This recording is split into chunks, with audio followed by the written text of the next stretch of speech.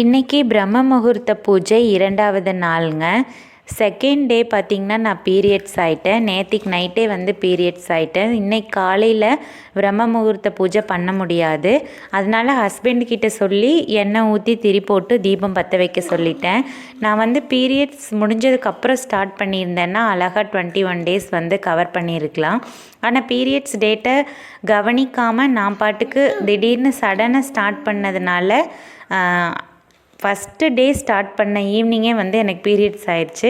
So second day ஹஸ்பண்ட்கிட்ட சொல்லி ஹஸ்பண்டை தான் வந்து தீபம் ஏற்ற சொன்னேன். இதே மாதிரி நீங்களும் வந்து பீரியட்ஸ் ஆயிடுச்சு அப்படின்னா உங்கள் ஹஸ்பண்டுக்கிட்டேயோ உங்கள் புள்ள பையன்கிட்டேயோ சொல்லி தீபம் ஏற்ற சொல்லிக்கோங்க. இன்றைக்கி காலையில் 2 தோசை, பாசிப்பயிறு குழம்பு இது தான் சாப்பிட்டேன். சாப்பாடு, பாசிப்பயிறு குழம்பு, நேற்றுக்கு வாங்கிட்டு வந்திருந்த புடலங்காய் பொரியல் இதாங்க செஞ்சுருந்தேன். பிரணீத்துக்கு பாசிப்பயிறு குழம்பு பிடிக்காது அப்படிங்கிறதுனால அவனுக்கு வந்து தனியாக தக்காளி குழம்பும் பத்திய குழம்பும் செஞ்சுருந்தேன். வயசானவருக்கு பத்திய குழம்பு, அப்புறம் நேற்று நைட்டு செஞ்ச தக்காளி சாப்பாடு கொஞ்சம் மீதி இருக்குது. இது பார்த்திங்கன்னா நான் புதுசாக பிரணீத்துக்கு வாங்கிட்டு வந்த பாலு.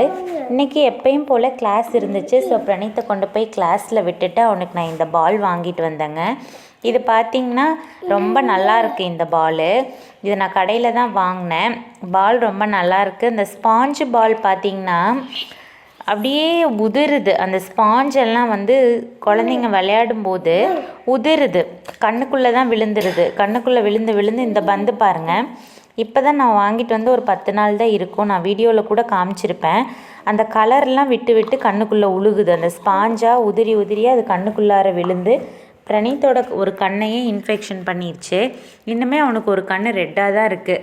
அதனால தான் இந்த புது பால் வந்து 250 ருபீஸ் கொடுத்து வாங்கி கொடுத்துருக்கேங்க. அதுக்கப்புறம் நான் மொட்டை மாடியில் காய போட்டிருந்த மிளகாயெல்லாம் எடுத்துகிட்டு வந்துட்டேன். மிளகா நல்லா காஞ்சிருச்சு, சலசலன்னு இருக்குது. பார்த்திங்கனாலே தெரியும் எவ்வளோ காஞ்சிருக்கு அப்படின்னு சொல்லிட்டு. இந்த தடவை நம்ம வரமிளகா வாங்க வேண்டியதே கிடையாது, ரொம்ப நாளைக்கு தாட்டும். அந்த அளவுக்கு நம்ம செடியிலேருந்து பொறிச்சு மொட்டை மாடியில் காய போட்டு எடுத்துக்கிட்டோம். எவ்வளோ வந்திருக்கு பாருங்கள்.